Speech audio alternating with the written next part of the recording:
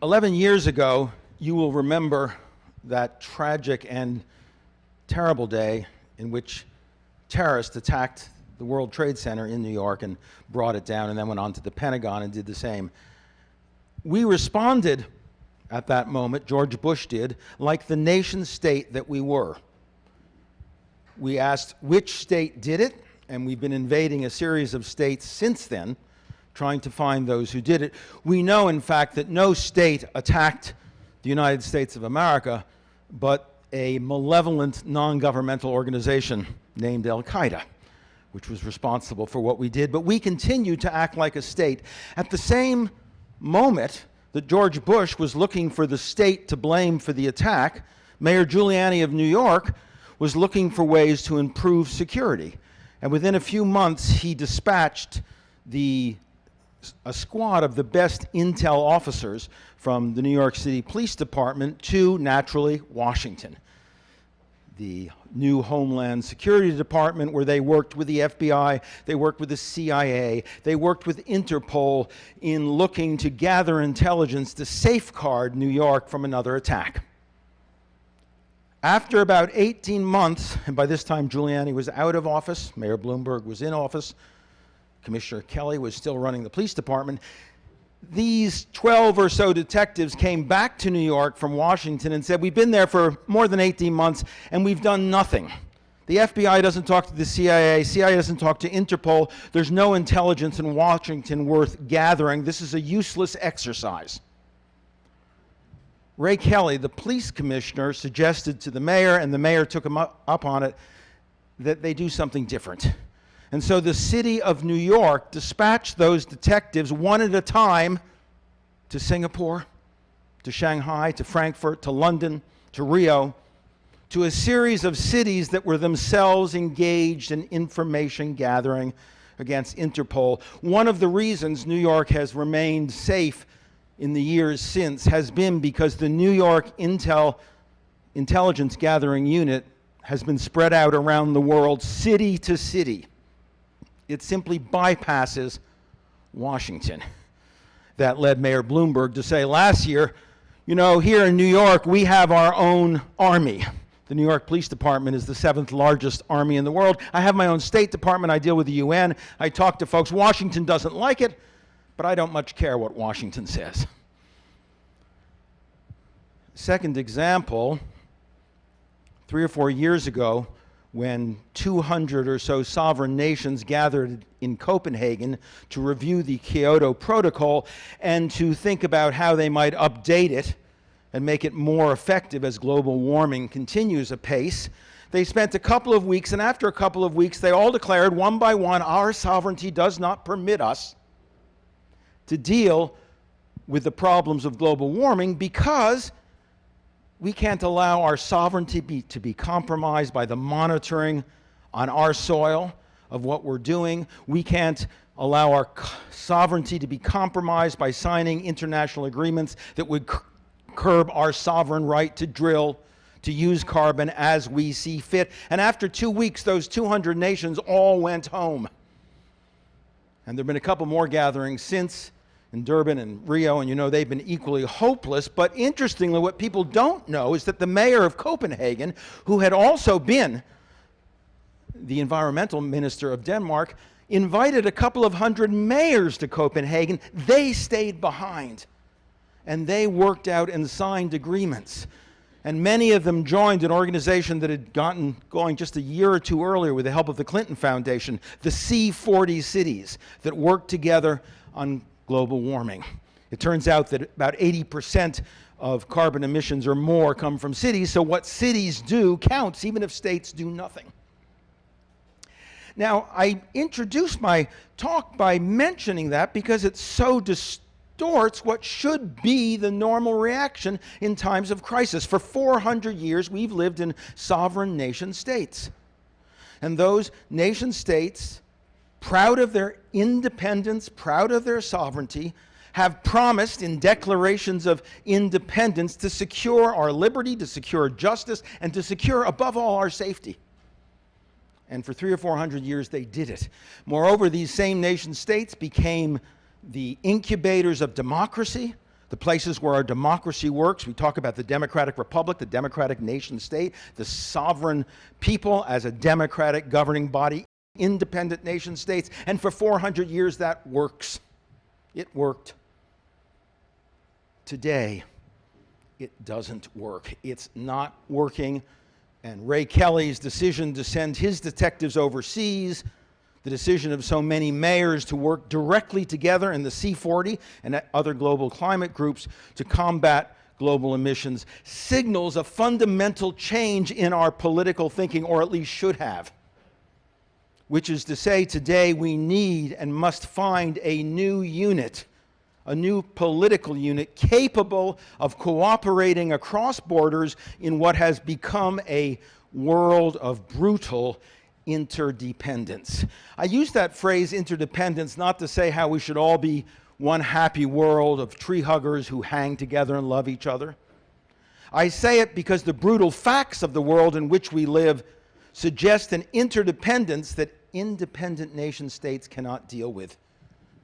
Take every domain of our modern world: ecology and environment, trade in goods, trade in labor, disease, pandemics, crime, drugs, terrorism, weapons of mass destruction. Every one of these problems are problems without borders. You know, we talk about médecins sans frontières, of doctors without frontiers. But the fact is we live in a world of disease without frontiers, terrorism without frontiers, immigration without frontiers, markets without frontiers, crime without frontiers, drugs without frontiers, but we still live in 18th century frontiered, bounded nation states. And those nation states are incapable of cooperation with one another. We see it over and over again. You heard the other night both the vice president and the congressman running to replace him agreeing that the UN was no place for us to look for help in dealing with Libya, dealing with the Middle East. Our reality then is a profound asymmetry. 21st century interdependent problems that can only be dealt with collaboratively, and 18th century political institutions that are utterly incapable by virtue of what makes them strong, their sovereignty, their nationality, and their independence of dealing with them. We need a new political unit to think about it, and I propose we've got one right in front of our noses. And we saw it in Copenhagen, and we saw it when Ray Kelly sent detectives overseas. That unit, which seems in some ways a brand new unit, is also the oldest political unit in the world. It is the city. Civilization started in cities, creativity starts in cities, the arts started in cities, and cities were the original incubators for democracy. But we know over the first 500 or 1,000 years, they became too small to deal with the growing territories and populations of Europe and Asia. And increasingly, by the end of the Middle Ages, new nation states were in the making, and it was in nation states that we organized our political business and tried to deal with the world. And for 400, 500, 600 years, that's what we have been doing. But I want to propose that history has come full cycle. And it is time to go back to the cities where we began our civilizational existence, our cultural existence, our creative existence, our trade existence, our business existence, and our democratic existence, that we go back to those cities and look to them for forms of global cooperation, global collaboration, global interaction that are capable of dealing with the problems that we face and that nation states can do nothing about, which they prove over and over again every day. Cities are where we ought to be looking for hope for global governance. In an interdependent world, unless you either globalize democracy or democratize globalization, democracy itself will fail. And if it's wrapped up in the little web, the little box of the nation state and can't get out, it will be incapable. Even if we find some global solutions, we will be incapable of democratic global solutions. So we need to democratize globalization, and the city can do it. When Europe was formed, Jean Monnet said 60 or 70 years ago, the trouble with states is they are too big for participation, and they are too small to touch the global levers of power, economic and civic and political. So they're at that in-between stage where they really don't work. Well, cities don't have that problem. Cities are small enough to touch our lives, the neighborhoods, to be participatory. Cities are where we are born, where we live, go to school, work, make love, make art, pray, and eventually where we die. Nation states are abstractions, which is why it's so hard for so many Americans to feel much for Washington, and so easy for them to accept the right-wing attack on government, because government is distant. But you'll notice when people attack government, they're not attacking the city council, they're not attacking the block association, they're not even attacking the mayor. Among all political officials, mayors still have a 60, 65, 70% confidence rating, compared to 40% for the president and under 20% for congresspeople. Because mayors are us. They belong to us. They are local. They say again and again, as Ted Kollek, the mayor of Jerusalem, said many years ago, he said, I'll tell you what, I'll fix your sewers if you spare me your sermons. He was speaking to Muslims and Jews and Christians and telling them his job was to fix problems. The mayor of Stuttgart, who's a Europhile and somebody engaged in the global cities movement, said, yes, like all political leaders, I dream, but I dream pragmatically.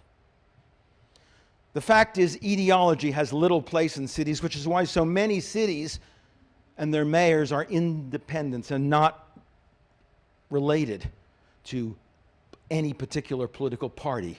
So Boris Johnson calls himself a libertarian anarchic conservative, and so he is.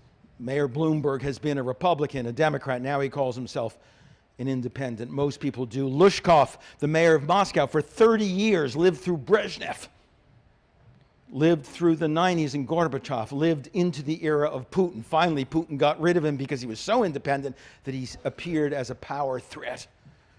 And so recently, Lushkov, typical of a local politician, has made not a coup, but a new cologne in his name, branded Lushkov cologne. So if you go to Russia, pick some up.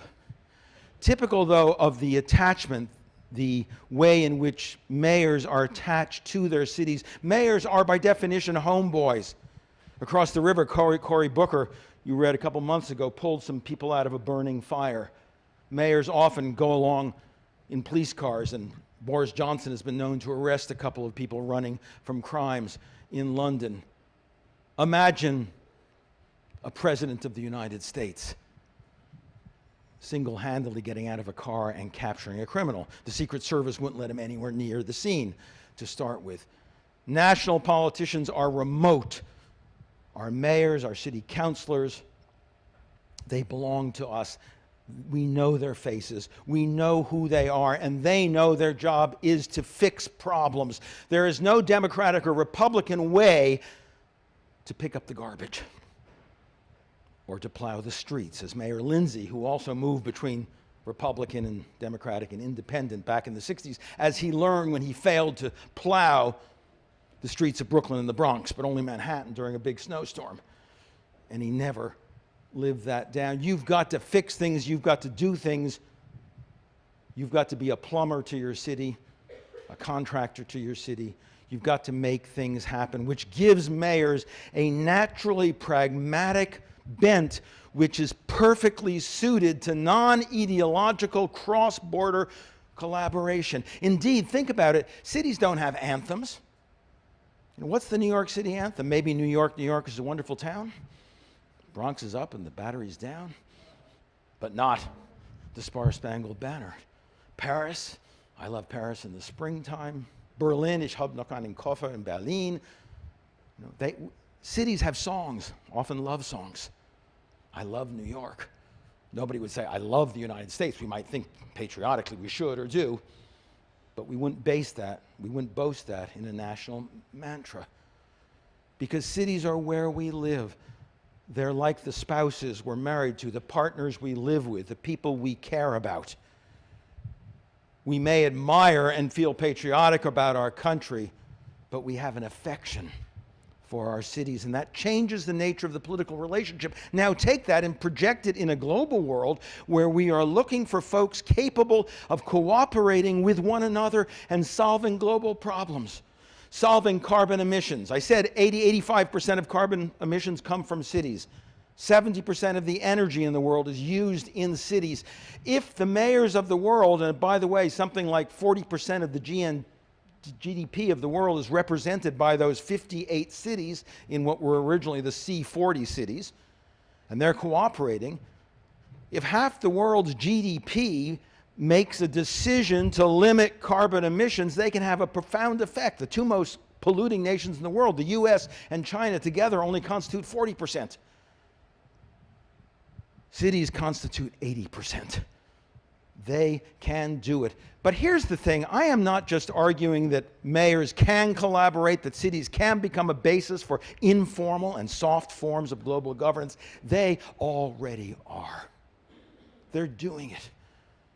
I gave you a couple of examples from years ago, but I'll bet you nobody here has any idea of how many global urban organizations there are around national security, crime, pollution, medicine, warming, pedestrian zones. Literally hundreds, which most of us have never heard of. Many of them encompassing 100, 300, 1,000 cities. Most of them meeting annually, and all of them with agendas where if you go on the web and look at them, you can trace the progress they are making in solving problems that states say cannot be solved across borders. That is the reality of what cities are doing. I'm thinking of a title for this project that I'm writing about now. The title I'm using is If Mayors Ruled the World. But I follow that immediately with a qualifying subtitle, Why They Can and How They Already Are. That is the reality. Cities are already engaged in solving problems that states have said cannot be solved. Mayors are doing things which presidents and prime ministers said cannot be done.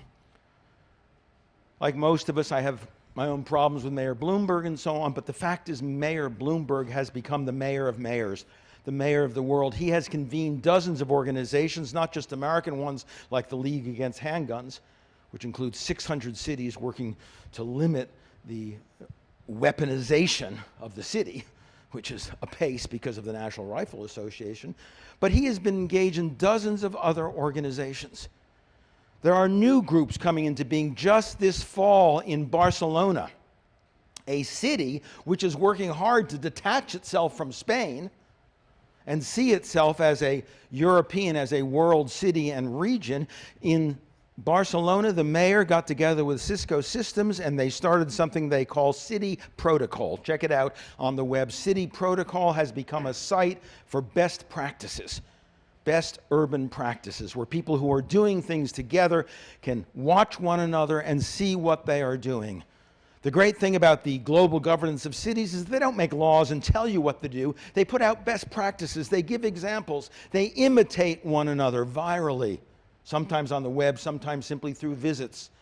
One of the most promising, small-scale but important environmental efforts is called bike share.